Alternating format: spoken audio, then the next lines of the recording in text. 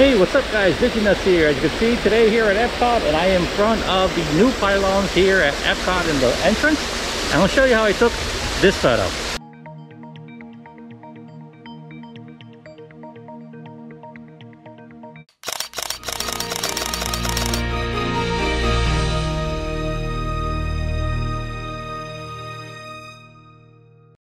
Now, one of the cool things of this area here is that you can actually get a bunch of really good angles, and even though if the park is full or has people around it, you're still able to get away with a couple of shots because we're going to be shooting upwards and in an angle, so we can include the flag.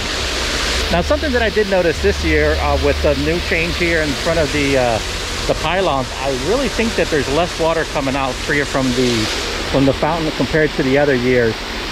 Maybe it's just me. Let's go ahead and talk about equipment. In this case, as you guys probably already know, here's my Canon 80D, which is the camera that I use, the only camera that I have at the moment. And we're going to be using an ultra wide angle. In this case, I'm going to be using my 10-20 Sigma f3.4. Now, don't worry about the aperture on these types of shots, because since it's going to be a long exposure, anything that's 4 or 5 will be more than enough, and it'll take what we want to do. Another thing here that we have is obviously our little tripod, which is this tripod here. This is going to be using to hold the camera. A little tripod. You can use the bigger ones if you want, but since we're going to be shooting off to the side here, we didn't need to bring the big one. Okay, now here's something I don't understand. Check this out. You got these flags. You know, they're rocking here in the wind. And if we go over here to this side, they're not feeling it. I guess today is not a good day for them. Let me zoom in here, because that way you can take advantage of see close what they are.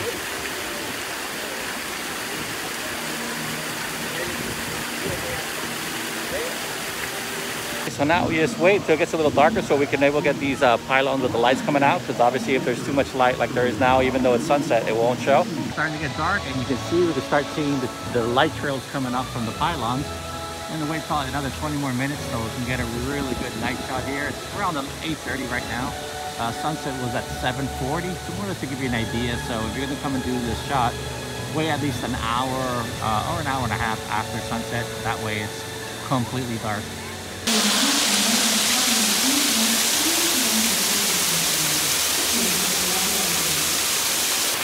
Okay, so let's go ahead and talk about the camera settings.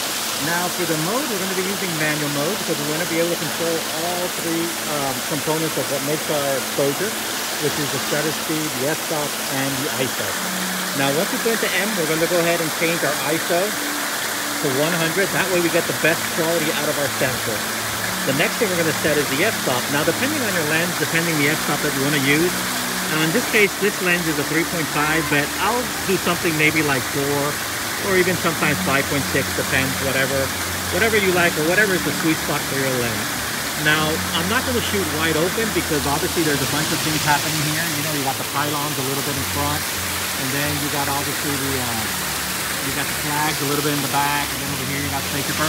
So I don't want to shoot wide open and get only one thing in focus, so I'm going to put it at 5.6. Now by pressing the shutter halfway down, it's going to turn on my exposure indicator, which is here on the bottom, and I'm going to roll the button of the shutter until it hits right in the middle. You can see there, and that's going to tell me that it's a perfect exposure, that the camera is determining that it's the best way to set the shutter speed, which in this case is 3.2. Now, depending on your camera, you may actually also have to adjust the focus points. In this case, you can see this square here means that it's trying to focus on where it's not really supposed to be. I'm going to go ahead and tap it there in the middle. And in your case, make sure you're focusing on the item that is probably the closest to you, which in this case is the pylon. And we're going to go ahead and shoot that photo. Now, another tip that I like to give people is to turn on the timer, because that allows you that if the camera doesn't shake for any reason, or you hit the button or something, it gives the camera to stop shaking, and that way you don't get a blur on your photo. So I'm going to go ahead and hit it. Okay, there it is. Now I want you to notice something on the photo. As you can see, you cannot see the lights going up onto the sky, and the reason for that is since we're adjusting to the center of the photo, which is the pylons, and it's pretty bright, it's not going to come out. So what we want to do is that we want to overexpose the image, and the way that we do that is by bringing the exposure indicator to the right. As you can see, it's going to make it really bright, and once I start doing that, you can see how the lights start popping out. Now don't worry if the other stuff looks a little weird. We're gonna later put this into the computer and we'll mix them so we can get the best of both worlds on these images. Now let's put, for example, 1.5, right there, one, just a little bit more. Let's go ahead and take another photo. Now I'm gonna change my timer to 2 seconds because my camera has the ability to do 10 or 2. I think 2 is more than enough for what I'm doing for here. Okay. Now we wait a little bit. Since we're overexposing, it's going to take a little longer, which is totally normal. And you can see now that we got those lines popping up out on the image, which is awesome. Here's the one before. Here's the one after. We're going to later combine these into the computer. Now this is how you do bracketing. This is the technique that we're using here, which is where we take multiple exposures with different settings. One's overexposed, one normal, and one underexposed. Now the Canon camera can actually do this automatically for you. I'm just doing it here manually, so that way you know how to do it in case your camera does not have that option. Now for example, in the case of Canon, it does have that option, and I am going to turn it on right now. And if you've seen this screen before, which is the screen where you do all the settings, you're actually going to tap here on this option here, which is exposure indicator, and I am going to move my dial to the right and to the left, and as you're going to see, it's going to pop up some additional lines here. And what this is telling me, it's going to take 3 photos. Now, there's a link here I'm going to put to a video that I did that explains where you can find these settings on the Canon camera. Check your manual to see exactly where you can turn these options on, because this is called bracketing. And most of the cameras have the ability to do this, most of DSLRs, so it's just a matter of finding it. Now, you can do 3, 5, 7, a bunch of shots, but I think that 3 for me has always worked and given me enough photos and wiggle room to play. So once I do that, where I set that option, okay, sorry, get there. So once I do that, it's going to automatically, next time that I do the photo, you're going to see there's going to be 3 dots on the bottom here. And that's what it's saying, that those are the 3 shots it's going to take. And what I want to do now is line up the middle one, right there, and it's lined up in the middle. And I'm going to go ahead and take the shots. And what it's going to do, it's going to take one underexposed, one correctly exposed, and then one overexposed. Sorry for the finger, and sorry for the stuff in the way here. Let's do it. Now a tip also, you put a timer on this, it actually takes the 3 photos, but if you do not put the timer, you have to take all 3 photos individually by pressing the shutter. Okay, so it's taking the 3 photos. Let's go ahead and look at them. So you got this one, which is 1, 2, 3, okay? You can see 1, 2, and 3. Now notice that it's not really that bright, that we can use that. So what we're going to do, we're actually going to overexpose a little bit more. So during our shutter, we're going to roll it to the right, like this. You can see that now we're bringing actually all 3 photos to be overexposed, which is fine. Now remember, as long as we don't want to move the tripod, because we want to be able to use all the photos that we've taken here. We can always pick and choose from the different sets of photos that we've taken, as long as we don't move the camera from its location. Let's go ahead and take those photos again. Okay, here we got 3 awesome photos. Look at those lines. Look how cool it looks. Here's the one less exposed, and here's the one dark exposed. This is perfect, because we're going to bring these 3 files later into the computer, and we're going to do some little magic where we're going to use Adobe Lightroom where we integrate all 3 and make some really cool shots. Okay, now I'll be honest with you. If you're trying to get the shot where there's literally no one here, you're going to have to wait. And to be honest, you got to wait till the park closes, and probably usually like an hour after is when you're able to get that shot with nobody in it, because I just want to show you how this looks right now. Here's how everybody right now is taking photos in front of the pylon. So again, if you want to get that shot where there's nobody in it like this one, you're going to have to wait probably like an hour and a half or an hour or so. Okay, so I've gone ahead and imported all the photos here into Lightroom. Now what I like to do is usually pick at least 3 photos, usually one underexposed, one pretty much very overexposed because we want to be able to get the lines coming out of the pylons, and then one something in the middle. Now this process you can do 2, 3 photos, you can put as many photos as you want as long as you get the result that you want. Now I've gone ahead and marked some of the photos that I like and the ones that I played before, so I don't want to waste the time here just tinkering and looking for photos. But I've marked here, for example, these with the 2, and I got one that is, here's probably the darkest one.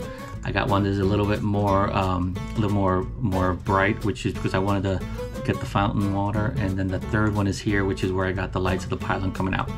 Now the process to merge these is really easy in Lightroom, is that you basically select all three of them, and once I have the three selected, I can right click on any of them and go to photo merge, and I'm going to do HDR. Now depending on the speed of your computer and depending the size of the files and all that stuff, it depends how fast this is going to give you the result back. In this case, pretty quick, and you can see here how the photo looks awesome. You know, basically there it is. You got the three photos merged into one. You got the detail of the fountain, you got the detail of the pylons, and you got the lights coming out of the pylon, which, how easy is that? And you can always click here and see what the software's always doing. Another cool thing is that I'm going to click here on auto settings, and you can see when it returns the photo back into Lightroom, it's going to actually have pretty much the basic settings, so you don't have to do much about that. Now the auto align, we don't need to worry, since we did shoot this on a tripod, so we know that the photos are basically in the same location, but if you want to hit that button just in case, it doesn't hurt to do so. Once we do that, we're going to hit the merge button and wait for the computer to come back with the image. You can see here in the top left says creating HDR. Okay, so here's the final output of the file. There's a couple of other ones that I've done here doing different tests, but this is the one that we just played with, and basically, like we saw, looks pretty good. Editing here, I would leave that up to you guys as to doing the final tweaks. But quick tweaks here, let's say I probably see that's a little bit too bluish, so I want to bring the temperature up to warm it up a little bit.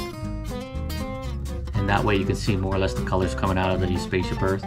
Another thing I would probably do sometimes here is to highlight more the light coming out of the pylons. I'd probably bring up the contrast, and maybe we sometimes bring down the temperature, which makes it cooler. So for example, doing here, which you see, I got the contrast in full, sometimes even clarity if you want, and I'm going to bring the temperature to the right, to the left, because I want it cooler, which means it's going to be bluer, and I'm going to go ahead and paint over it, and you're going to see how it's going to make it pop a little bit. At all times, I can always hit the O button and see what I'm highlighting. So if you really want to, hone in onto what is the lights, you can always then come back and erase what you don't want. And sometimes also try not to paint over the pylons like I did here, because what's going to happen is going to make it look too contrasty. You're going to lose the detail. So there we go. Again, I'm doing this pretty quick. Usually I would probably turn the mask on, or just to turn the auto mask on so I don't paint out of the lines. But since we're just doing here for an example, I'm just going to do this real quickly. Again, I'll hit the O to see what I've done. You can see there how cool those lights are looking now.